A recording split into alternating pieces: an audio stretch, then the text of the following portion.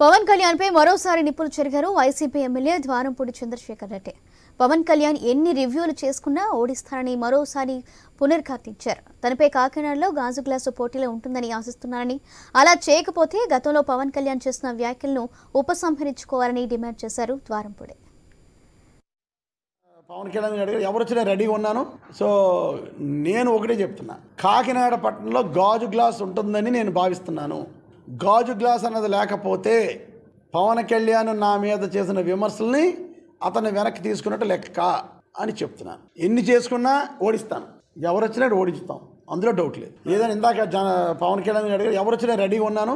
So నేను ఒకటే చెప్తున్నా, కాకినాడ పట్టణంలో గాజు గ్లాస్ ఉంటుందని నేను భావిస్తున్నాను. గాజు గ్లాస్ అన్నది లేకపోతే పవన్ కళ్యాణ్ నా మీద చేసిన విమర్శల్ని అతన్ని వెనక్కి తీసుకున్నట్టు లెక్క అని చెప్తున్నాను. ఎన్ని చేసుకున్నా ఓడిస్తాను, ఎవరు వచ్చినా ఓడిస్తాం, అందులో డౌట్ లేదు. ఏదైనా ఇందాక పవన్ కళ్యాణ్ గారు ఎవరు వచ్చినా రెడీగా ఉన్నాను.